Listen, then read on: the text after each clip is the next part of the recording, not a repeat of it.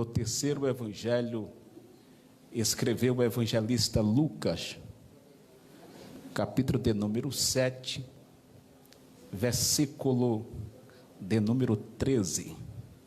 Diz a referência bíblica assim: Lucas, capítulo de número 13, capítulo 7, versículo 13. E vendo-a, o Senhor moveu-se de íntima compaixão por ela, e disse-lhe: não chores. Meus queridos irmãos, essa referência bíblica, ela foi tanto proferida como escrita pelo evangelista Lucas. Quem foi Lucas? Lucas, ele foi o médico amado, companheiro não de todas, mas de algumas viagens missionárias do apóstolo Paulo. Lucas, ele não teve a graça, ele não teve o privilégio de Mateus. E qual foi o privilégio de Mateus? Andar com Cristo.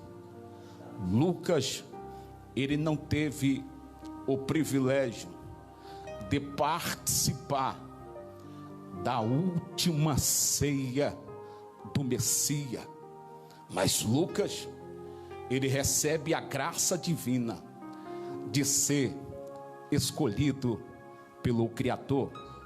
E nessa escolha, Deus abre o seu coração e lhe dá a Lucas a graça de escrever 2 livros da Bíblia Sagrada. É bem sabido que a Bíblia Sagrada, ela é dividida em 2 partes: Antigo Testamento e o Novo Testamento.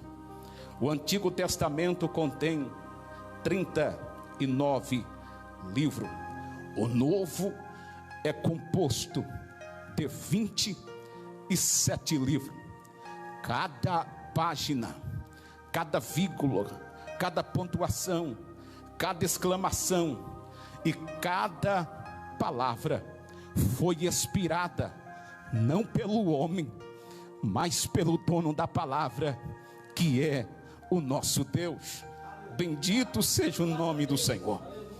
E Lucas recebe a graça de escrever no Novo Testamento 2 livros. Livro esse que é conhecido como Atos dos Apóstolos. O segundo livro que ele escreve é o livro que traz o seu próprio nome. Terceiro evangelho escreveu Lucas. Leandro, Lucas, ele não teve a incerteza no seu coração, mas Lucas, Adriano, ele teve sempre a certeza no seu coração que o próprio Deus estava injetado 24 horas no ministério do Messias. Foi Lucas que proferiu no capítulo de número 10, versículo 38 do livro de Atos dos Apóstolos, dizendo assim: como Deus ungiu a Jesus de Nazaré com o Espírito Santo, com virtude e com poder, o qual andou fazendo bem a todos e curando aqueles que estavam sendo oprimidos com o diabo. Foi Lucas que proferiu dizendo que para Deus nada é impossível. Estamos em um culto denominado culto da família. Porém, este culto foi aberto Este culto está dando continuidade por meio da exposição da palavra em nome de Jesus. E é na autoridade deste nome que eu digo para você aqui presente, você que se encontra neste canal: para o nosso Deus nada é impossível. Eu não sei o que é que você está vivenciando, mas a presença de Deus está aqui dentro desta congregação, como também está indo ao teu encontro, dentro do teu quarto, na tua sala, dentro do teu carro. Depois você vai ouvir esse sermão, mas fique sabendo que para Deus nada é impossível. Glória a Deus. Para mim pode ser impossível, para você pode ser impossível, mas para Ele nada é impossível. Eu sei que a presença dEle está entre nós nesta noite, e eu acredito que esta palavra vai provocar dentro de você algo extraordinário. Muitos vão olhar e não vão acreditar, mas foi o impossível de Deus sendo realizado na tua história. Aleluia. Lucas, eu vou correr aqui um pouco por causa do horário. Não vou entrar muito na biografia, mas vamos partir para a referência bíblica. Lucas escreve no capítulo de número 7, observando que no versículo de número 1, reverenda Zilda, Lucas escreve falando a respeito de um milagre invisível. Porém, este milagre invisível Jesus realizou usando-lhe a sua palavra.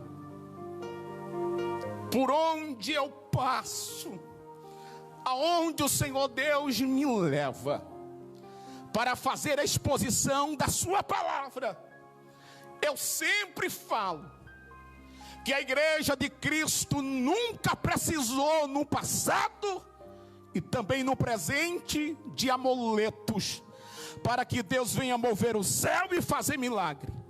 Nós precisamos de ouvir a palavra de Deus. É a palavra que levanta, é a palavra que cura, é a palavra que restaura, é a palavra que dá ânimo, e é pelo poder da palavra que Deus ele vela 24 horas para cumprir. E Lucas vai dizer que Jesus faz um milagre invisível usando-lhe a sua palavra. E como foi este milagre? Jesus está entre duas cidades, chamadas Zabulon e Naphtali. No meio dessas duas cidades se encontra a cidade chamada Cafarnaum. O Messias, o Cristo, está em Cafarnaum. E Lucas vai dizer que chegou diante de Jesus alguns anciãos. E estes anciões trouxeram-lhe diante do Cristo um pedido. E o pedido foi esse: Senhor, existe aqui em Cafarnaum um homem que ama a nossa nação. Esse homem acredita naquilo que é proferido dentro da sinagoga, o livro do Torá. Esse homem trabalha para o Império de Roma. Ele é um centurião. E nós viemos até o Senhor com um pedido deste homem, porque um dos seus empregados está enfermo.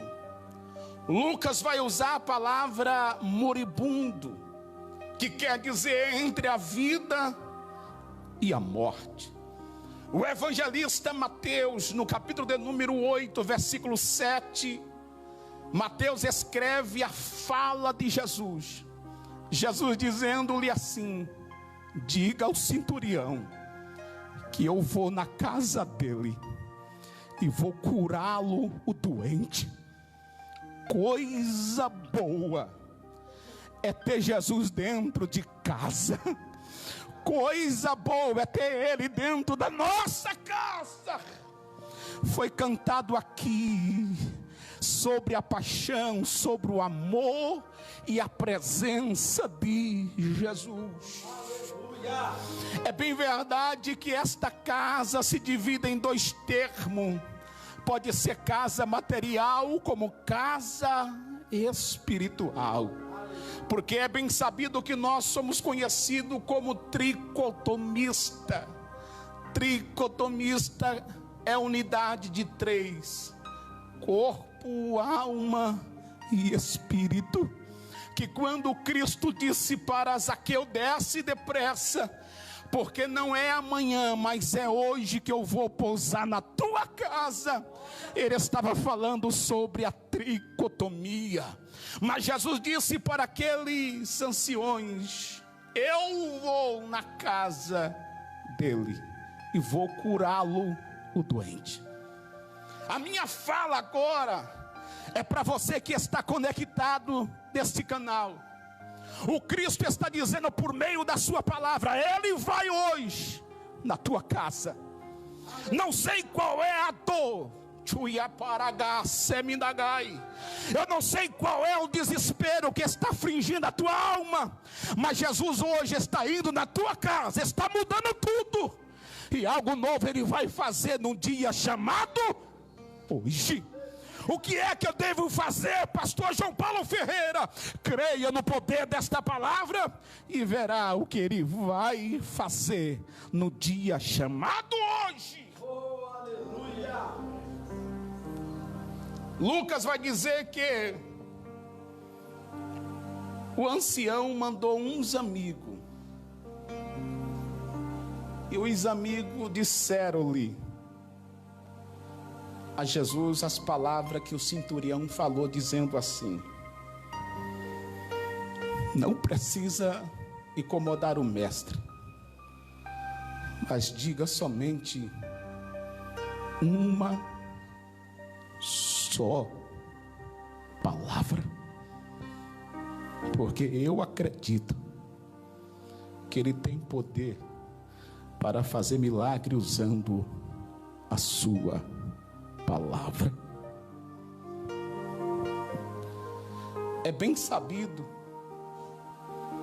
que não é em nossa nação só brasileira, mas é bem sabido que nos quatro cantos da terra existe um choro, existe um desespero na alma, existe uma agonia dentro do coração, dentro das casas, famílias, porque estamos vivendo uma pandemia que é conhecido como Covid-19. Ainda este mês, para ser bem preciso, no dia 19 do mês atual, só na grande São Paulo, tivemos a perca de 1.000 pessoas que entraram em óbito. Muitos se encontram agora, neste momento, entubados. Famílias estão chorando, porque está sentindo a perca do seu parente. Mas, em meio a tudo isso, existe a palavra de Deus, palavra que conforta, palavra que cura, palavra que restaura, palavra que dá ânimo e palavra que traz resposta para todas as coisas. O que eu quero vos dizer com esta fala é que sobre o que nós estamos vivendo, Deus jamais saiu fora do controle. Ainda hoje, faz 8 dias que eu fui entrevistado por um canal acerca desta pandemia, e eu falei naquela fala que Deus, Ele sabe de todas as coisas, e se Ele achou por bem permitir que o mal assolasse os 4 cantos da terra, pelo menos uma coisa eu tenho certeza, e o que é? Desperta tu que dorme, porque os sinais estão acontecendo dia após dia, e a qualquer momento a trombeta do arrebatamento vai soar, e vai subir um povo lavado e remido pelo sangue do Cordeiro. Churimindaragá séria, Shoiacanderabai, Ossurimindagai. A palavra de Deus hoje está indo aonde você não pode ir. A palavra de Deus hoje está fazendo aquilo que você não podia, mas a palavra está entrando hoje para provocar milagre extraordinário na sua vida.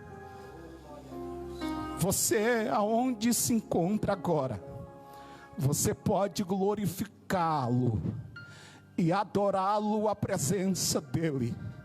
Você que está presente aqui na igreja pode glorificar. E você que está ouvindo este humilde sermão por meio deste canal, receba graça, receba paz, receba a glória do Senhor que traz renovo hoje dentro da sua casa, em nome de Jesus. Oh, glória a Deus. O milagre acontece dentro da casa do centurião, é fato. Agora, dando o cumprimento da palavra lida, e já concluo a minha fala. Lucas vai dizer que Jesus sai de Cafarnaum, e ele está indo para a cidade chamada Naim.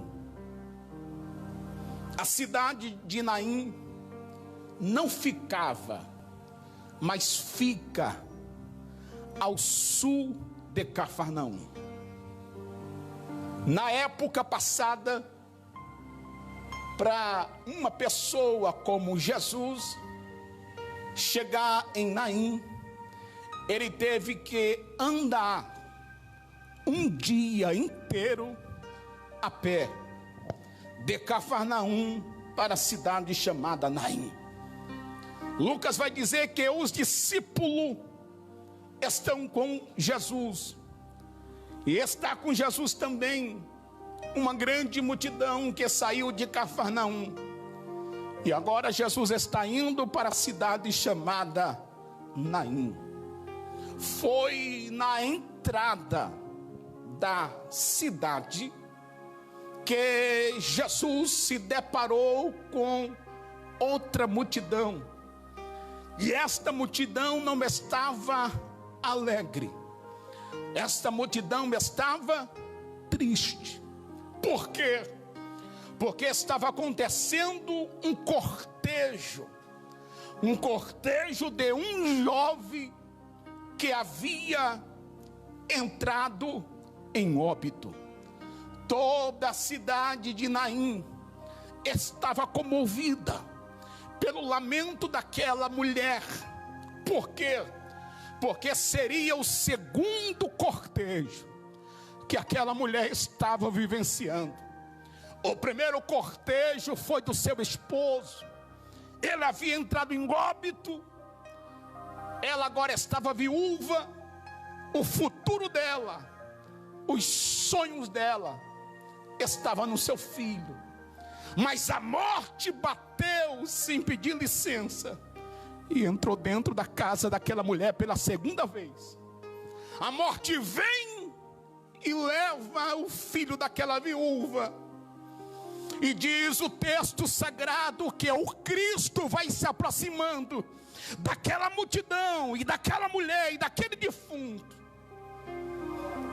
A multidão que estava com a mulher era a multidão da morte, mas a multidão do Cristo era a multidão da vida.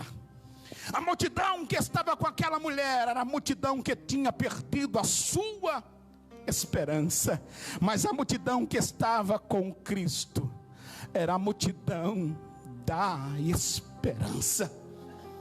Agora, por que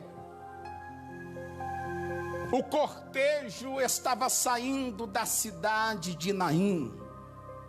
Simples, porque o cemitério não ficava dentro da cidade, ficava fora da cidade. E diz o texto sagrado que quando Jesus se deparou com aquele cortejo, aquela mulher não conhecia Jesus, mas a referência bíblica que eu li, Lucas, capítulo de número 7, versículo de número 13, diz-lhe o texto que vendo-lhe quem viu? Jesus. Vendo quem? A mulher. Veja que ele não olha para o defunto, ele olha para a mulher. Vendo-lhe a mulher, alabaria séria. Glória a Deus. E o que foi que aconteceu? Que quando ele olhou para a mulher, ele moveu no seu íntimo com paixão por ela. Agora preste atenção. Você sabe o que é o Cristo se comover pela dor de uma pessoa? Eu não sei se você já se deparou com isso, ou com essa pergunta. Eu não sei qual é a tua resposta, mas a Bíblia diz que no céu existe alguém que está intercedendo por mim e por vós outros, 24 horas, com gemido inexprimível por ti. Oxalá que nesta noite Jesus venha se comover pela sua situação, e tenha certeza, porque se ele se comover, o milagre hoje vai bater na tua porta. Você vai glorificar a Deus, vai sair desta situação, e o nome do Cristo será glorificado. Jesus se comove com uma mulher, se aproxima dela e disse assim: não chores.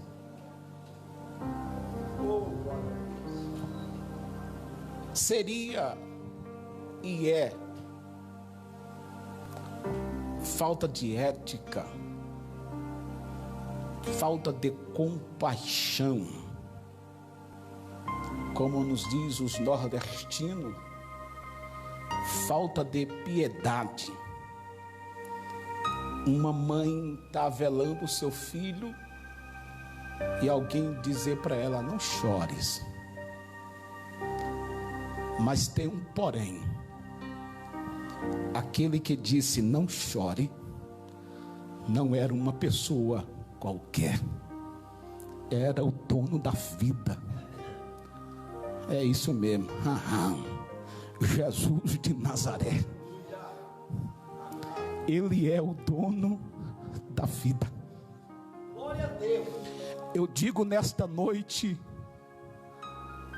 em nome de Jesus, sem medo de errar, mas sendo guiado pelo Espírito e pela palavra, Deus nesta noite está dizendo para alguém: não chore.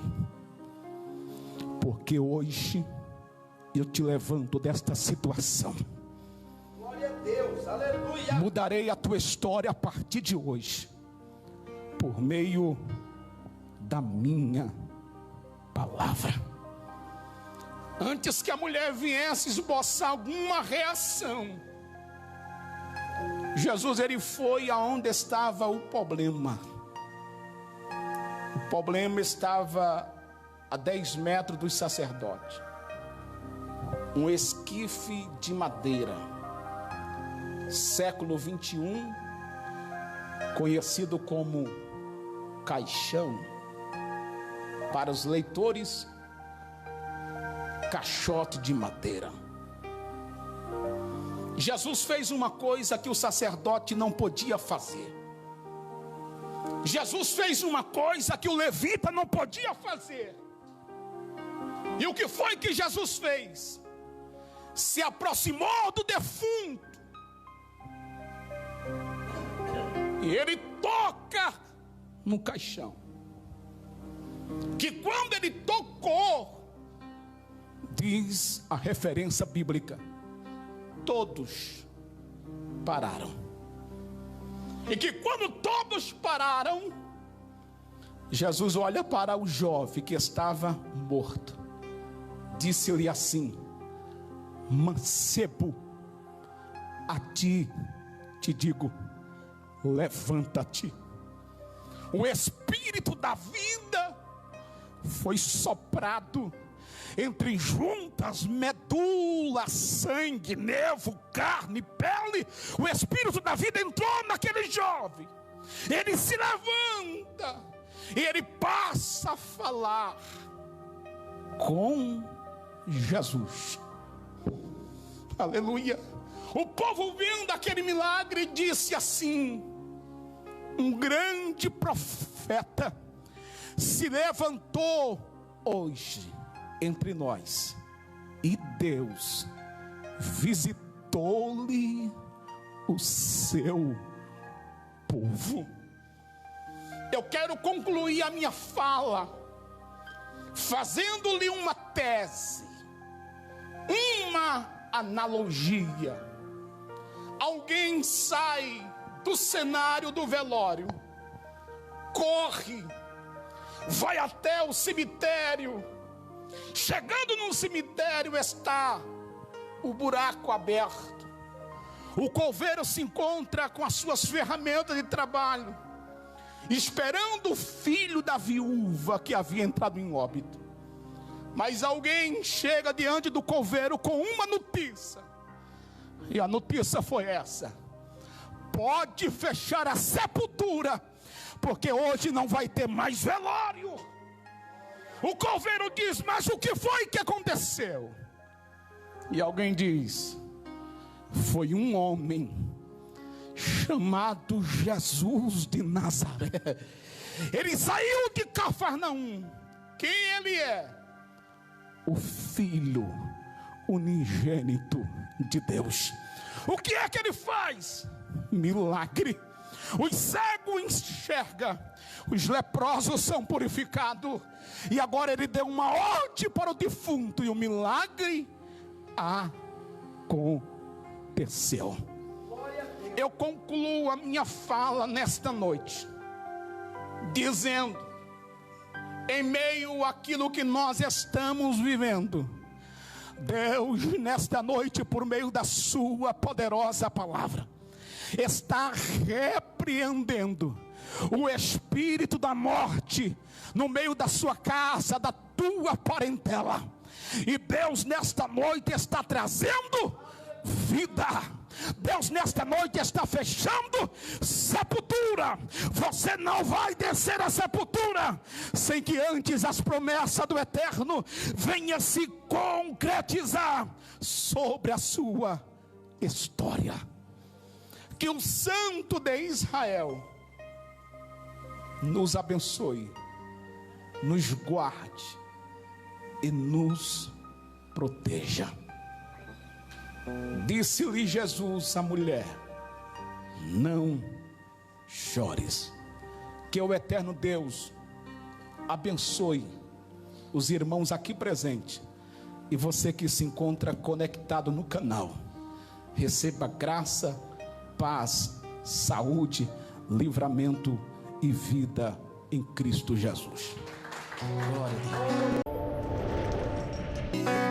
Buscar o meu milagre, eu vim aqui buscar o meu milagre, eu vim aqui buscar o meu milagre, não vou sair sem o meu milagre, eu vim aqui buscar o meu milagre, eu vim aqui buscar o meu milagre, eu vim aqui buscar o meu milagre, não vou sair sem o meu milagre. Na mesma fé que Bartimeu gritou por ele no caminho, na esperança de Zaqueu de o enxergar, perseverante feito Jairo, buscando a cura de sua filha. Ó Jesus, o meu milagre eu vim buscar, eu vim aqui